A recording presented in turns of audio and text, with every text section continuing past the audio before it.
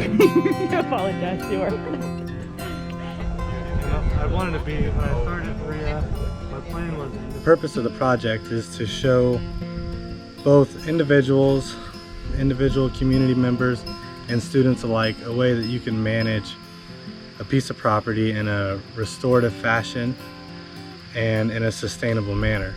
The objective is to take a piece of property that's typical for the Appalachian region and use concepts that I learned throughout my education at Berea College and throughout my time as a farmhand and other things I've done to make a piece of property better and make it better for the ecosystem and better for myself as an individual, or in this case the college. Okay, so we're following along the edge of a tree line here. There's young timber over here, older timber over here. This used to be a field edge, pretty apparent. The trees are mostly leaning out over the field edge, so it's pretty easy right here as far as selection goes. We want to take trees that are leaning out. We want to take trees that have butt damage like this, probably a result of fire at some point. And even though black oak this is a black oak, isn't really very valuable now, it's a good time for us to cut it anyway, because we're sawing black oak and red oak for stall wood for the stalls in the new barn. So I'm going to select this tree. This is how we mark them. At least two marks. I usually try to do uphill and downhill. If it's a really big tree, or I know that we're coming from a certain direction, I'll mark it accordingly. I think I'll go ahead and put one here because I know we're going to be coming from that direction and be able to see that spot. Another thing that we do, it's not necessary for us cutting it ourselves, but this is a precaution for timber theft, against timber theft, to put a spot on the stump below where the cut would happen. That way, unless the timber buyer is really slick and has a can of paint the same color as yours, you can prove that, you can quickly surmise that it was marked or not marked based on that stump spot. The little black oak that I marked is severely overtopped, and you can see from this angle it's just got two limbs that are bent way over trying to get sunlight. It's lost its other two main limbs due to lack of sunlight, and so that tree is a goner. It's still got a couple tie logs in it, and so we're going to go ahead and get it before it bites the dust. Yeah, but we're thinking more about what we're leaving really than what we're taking. We're kind of cleaning up the woods. This is about 26 inches diameter. It's got, this is a sign of armillaria root rot, I believe. That's a well-developed weep there. Put the ants in it. Yeah, and this is, it's probably got heart rot, swelled up, it's leaning. It's probably gonna, I wouldn't be surprised if it's no good up to about this high. There's a classic widowmaker. Yeah. That's a big potential danger when looking at cutting timber in the forest. Right. You gotta keep your head on a swivel. Look above you. Yeah.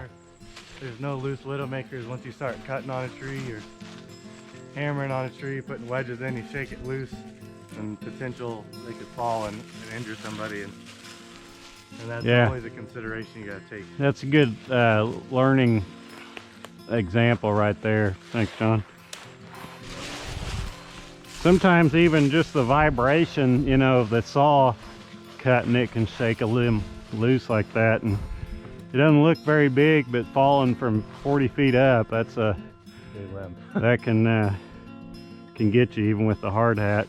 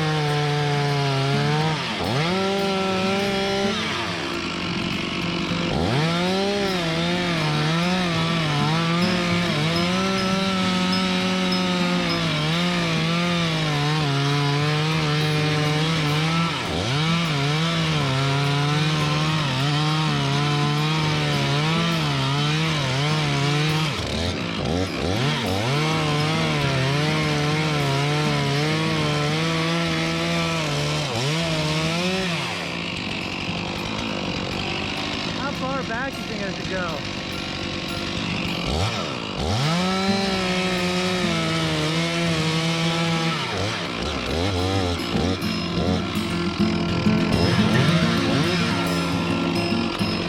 I'm gonna leave that good part.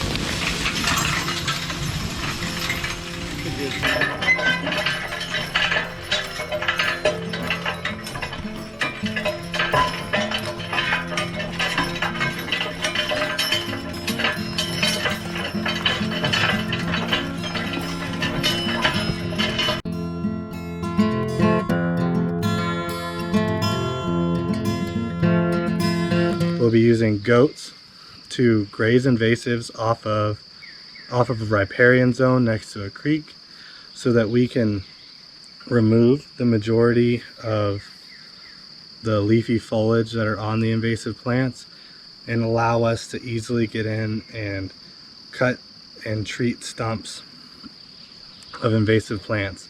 And these invasive plants are things such as autumn olive, bush honeysuckle, Asian honeysuckle, burning bush, and things of that category that are very common in the Appalachian region and come along with large-scale disturbance, that we want to remove those invasives and clear it with the goats. This particular part of the project is a practical component because when cutting out invasive species and clearing invasive species, it's a lot of hard manual labor work where you're cutting, removing the leafy matter and everything out of your way, treating the stump, but all that stuff takes up area and it's all green. It's very hard to see what you're working on, how you're clearing land. So what you can do is graze with the goats, which allows your goats to grow and benefit, gain body mass which in an agricultural system is the most important thing. We want to raise animals and put weight on them.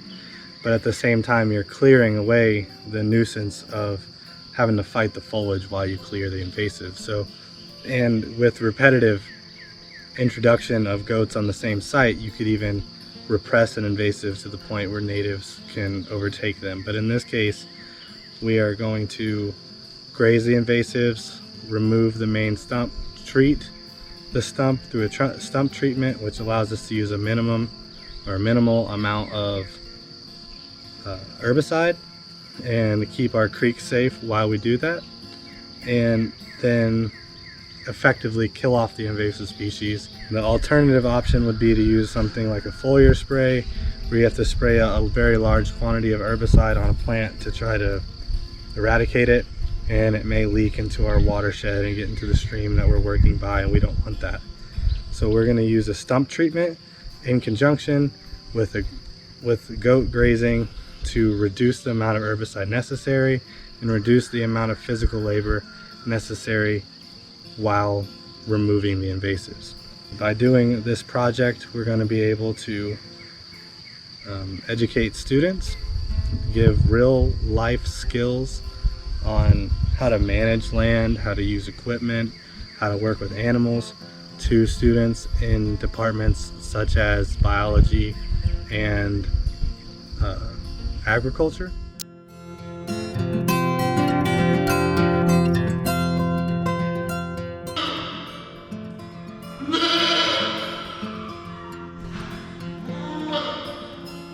Because managing the animals means we pay attention to their behavior, we set up environments that work for them, but then we must ultimately and continuously evaluate how they perform in that environment. They tend to favor dry conditions, so if we are not careful, the hooves can become infected, they can suffer with hoof rot, and therefore it becomes necessary to trim their feet periodically. And sometimes we may need to treat with this hoof rot material, chemical here, to help them overcome foot rot problems. And examination, of course, involves looking at him, palpating various regions, various parts of his body, examining him, and then determining whether there are conditions that we can treat, or alternatively, would we need to remove him from the breeding herd. I said we look at general health, FEMACHA, and body condition score. So in terms of FEMACHA scoring, pretty much like body condition scoring, is done on a scale of 1 to 5. What we're trying to do is determine the amount of blood, or let me say it another way, the extent to which parasites have infected the bark. The greater the amount of parasites, the worse would be the FEMACHA score. What you got there? I would say like 2. You would say 2?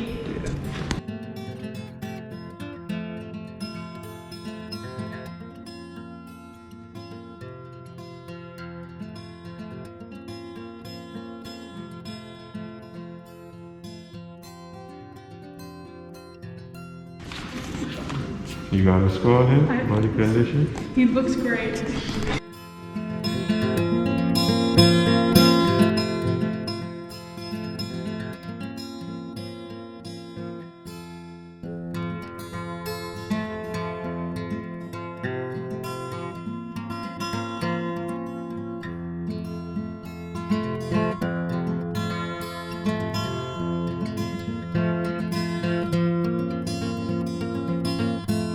We are taking up electric fencing to keep goats in an area of a forest so that they can eat the invasives out of that area so that the native plants can thrive.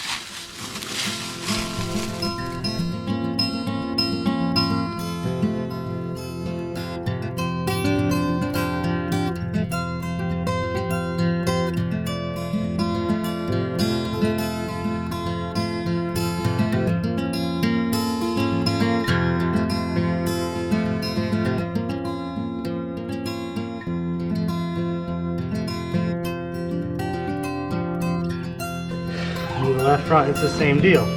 Pretty good. You cut that side flare off. You're all right. All right, stay still. We're teaching.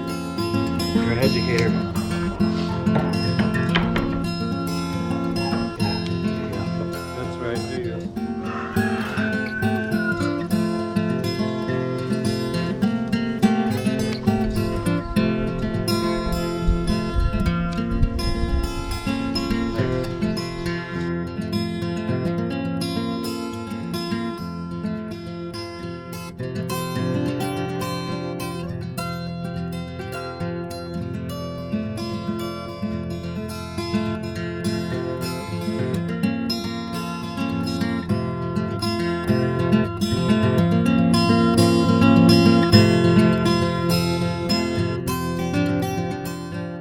Today is September 14th and we just put the netting in on the project area. So we're going to show you the perimeter. So this is an old roadbed. Just to the right of us is the lake, Owsley Reservoir. And this is an area that used to be an old road. It's been left to its own devices and is now full of invasives such as autumn olive, a little bit of privet, honeysuckle, and multiflora rose. Here's an example of the autumn olive in berry right now. Very prolific throughout this area. Here's another invasive. This is called winter creeper. See its waxy leaf. It's very invasive all throughout the region here in Kentucky and very difficult to get rid of, so we're excited to see what the goats are going to do to that while they're in here. We have Premier 1 fencing set up, 5 rolls worth of netting along a perimeter inside of the unit.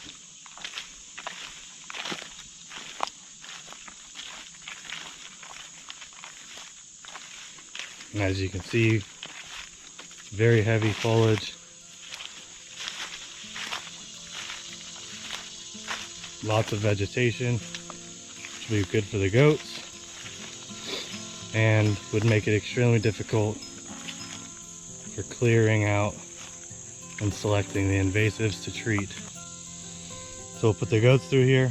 We're going to let them clear out the understory, make it more accessible to some of the invasives that are buried deep in this thick greenery.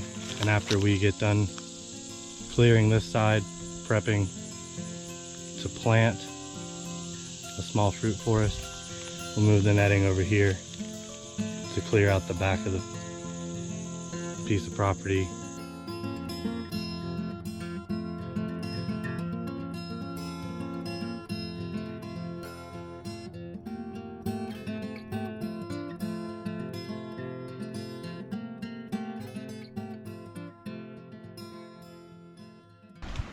It's day 2 out here on our plot in the project. We're checking on all the animals. It's been raining, so everybody's all wet and look like they've been dragged through the mud.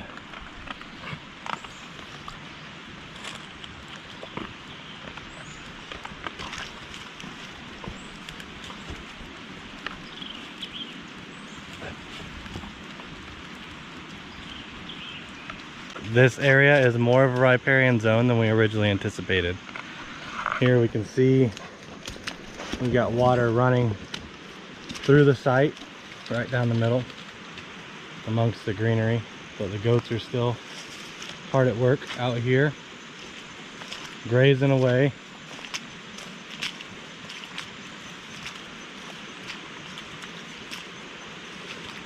With this new information about how wet the site actually gets, the management plan is probably going to shift a little.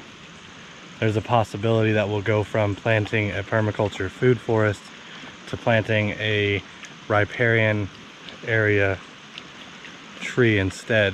Maybe sycamores.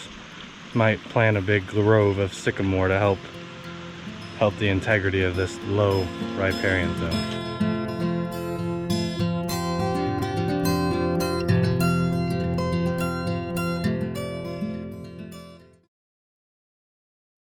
All right, so right here we're on the fence line of where our goats were on this side, and this is what it looked like before. As you can see, you know, you can't get up in here and cut this. But over here we have a multiflora rose bush, invasive bush, and here you can get right in here and, you know, we go grab the saw and cut this, and that's much easier than if we were over here. You know, you get torn to shreds. This is part 2 of what we've been doing out here with the goats, trying to treat invasives. First we came up and set up a perimeter of our fence line, half an acre or so of area. Set up the temporary fence, the mesh, around the highest density area of invasives we can find. Goats are really becoming popular to treat invasives because it's greener than just spraying the woods down with pesticides, and benefits the animals and it benefits the land. Here we have a area of autumn olive that you can see is cleared pretty nicely below the brush, and we can come in and cut the autumn olive and then stump treat each individual autumn olive. What's the alternative to stump treatment? Spraying the whole entire woods, and then which would run right off into the creek right beside us, and that's what you don't want. All right, as you can see, we have an autumn olive here. First thing you notice is that we're actually in here beside the tree. Before, it was so dense, the vegetation was so dense, it was just too hard to work. You couldn't get in here and cut this tree. But the goats came in here and they cleared all this brush and made it really easy to work.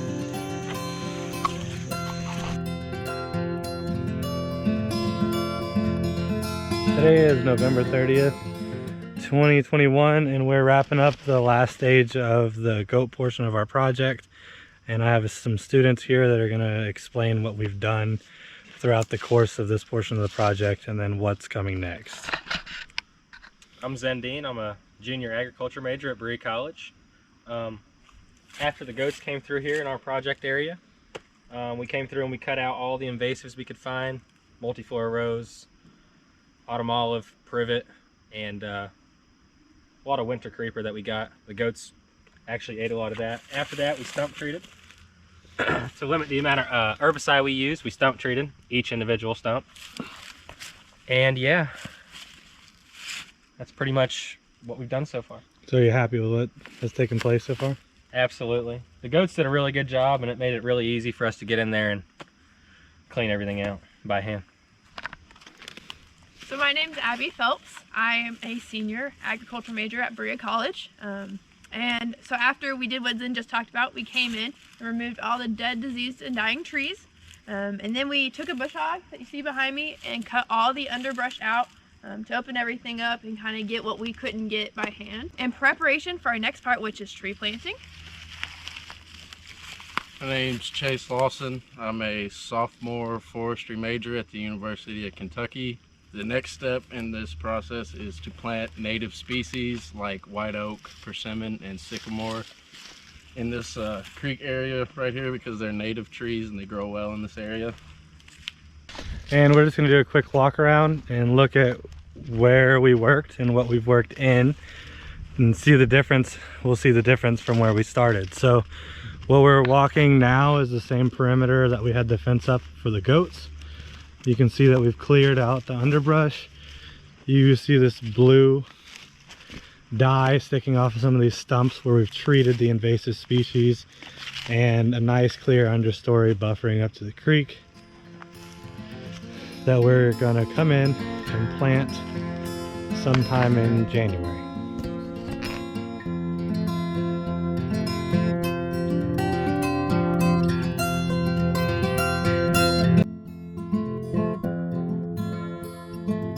Today is January 25th of 2022, and we're finishing up the last leg of our project.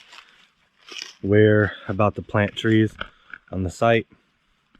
We have persimmon, white oak, sycamore, and black locust to plant here. White oak are a key species for the wildlife. Their acorns are a important source of food for everything from deer and turkey to other wildlife. So they're also very important for the economy of Kentucky and surrounding states. white oak is one of the most valuable species for veneer and staves for the manufacture of wooden barrels, which are in high demand now because of the booming bourbon market. And so white oak is a species of concern. There's a white oak initiative in Kentucky to really focus efforts on making sure that we don't run out of high quality white oak in our forests. So it's important to manage your forest to sustain white oak that's already there.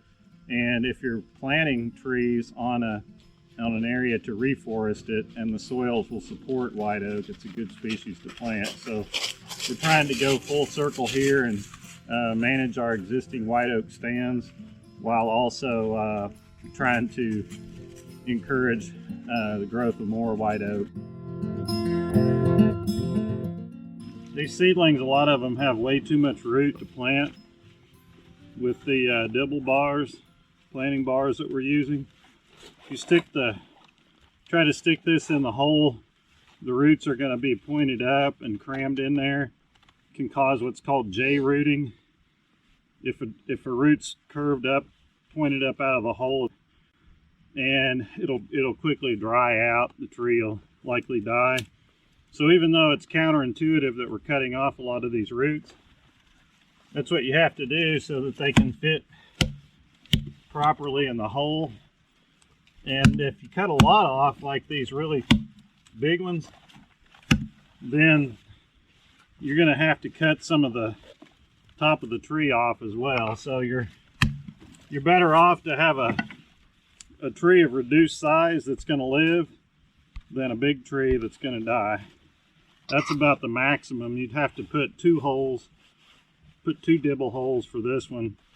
The students, say your names. Joe. Chase. Zen. Andrea.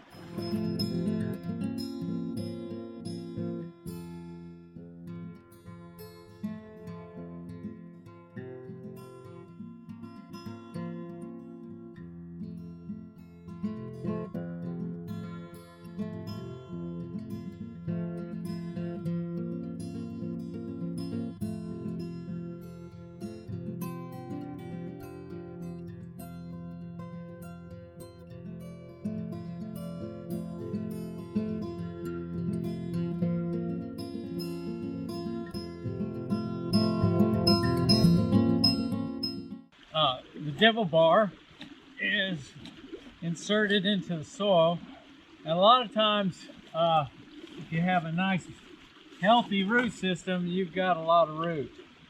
So sometimes if I have a very big root system, I may go twice in here, and then I try to spread it nicely and make sure that I got that bottom open so that those roots go down as much as possible into that lower section.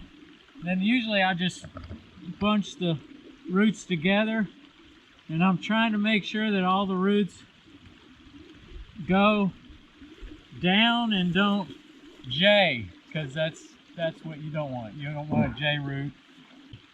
So I get it down in there.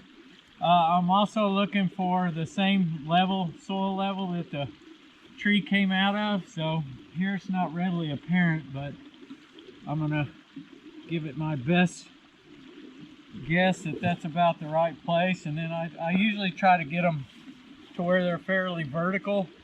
And then you come behind the where you put the divot in and just put the bar back in, press it forward, and typically I put a little bit of pressure on both sides, and then just kind of, I'm trying to get it to grow as straight as possible, so I may give it a couple extra nudges. And you just want the soil to close around the roots so you don't leave any roots exposed to the air, because the worst thing that you can do is leave roots exposed and the roots dry, and once they dry out, there's a chance that they won't, they'll die.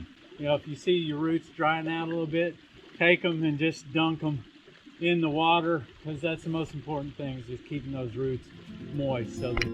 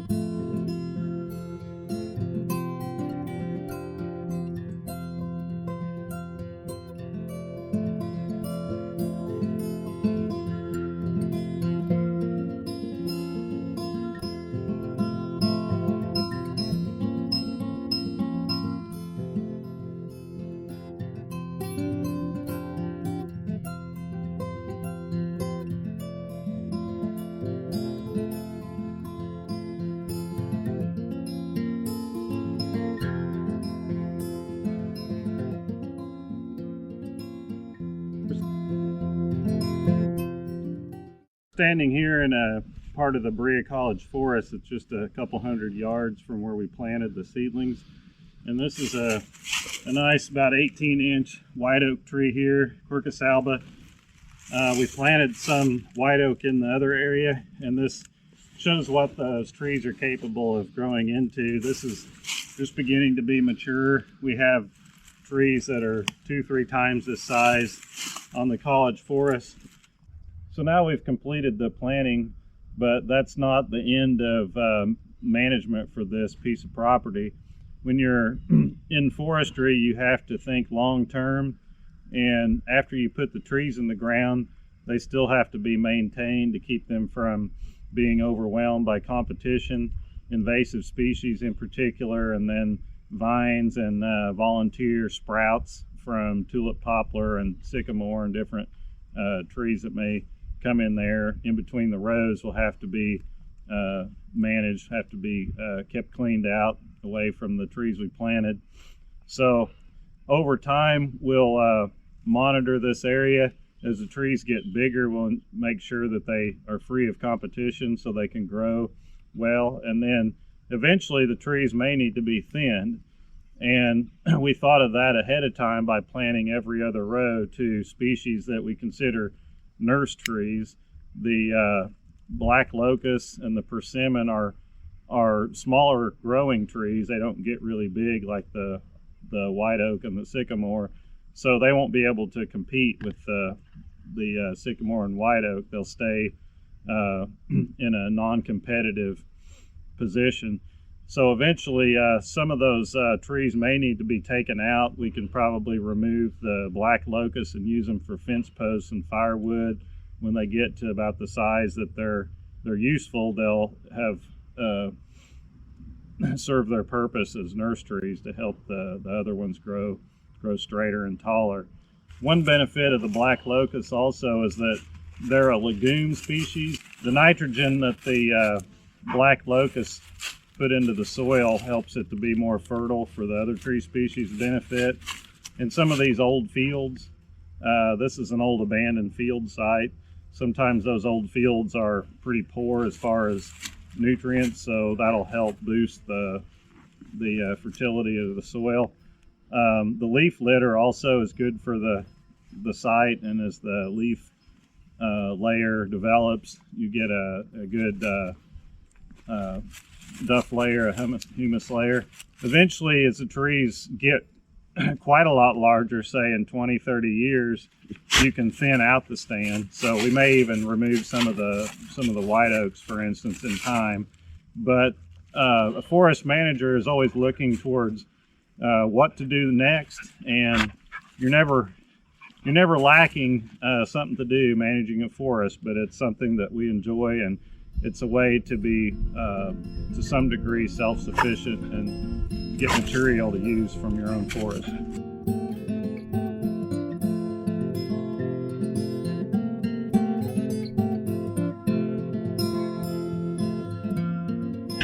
Thank you guys for coming along with us.